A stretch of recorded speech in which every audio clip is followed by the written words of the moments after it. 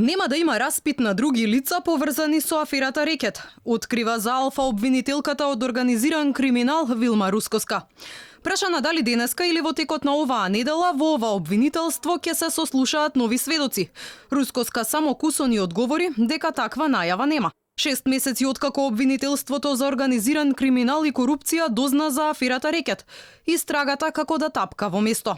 Досега само тројца завршија зад решетки. Во притвор се Бојан Јовановски и Зоран Милески Кичеец, но и специјалната обвинителка Катица Јанева. Нивните гласови јасно се слушнаа во снимениот материјал кој одекна во италијанските и светските медиуми. На распит во обвинителството беа уште 7 мина. По 2 пати исказ дадоа бизнисмените Јордан Камчев и Силјан Мицевски, како и Жарко Луковски.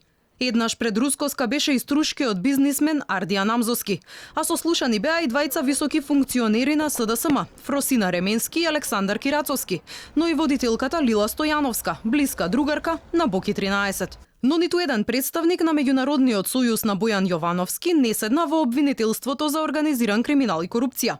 Медиумите со месеци на големо пишуваа дека во скандалот за изнуда на милионски суми од стопанственици, која ја вршеле Јовановски и Милески, наводно инволвирани биле и политичари.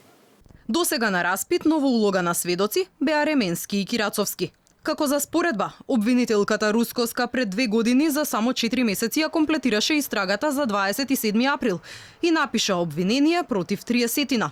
За случајот Рекет пак, ова обвинителство знае уште од април годинава.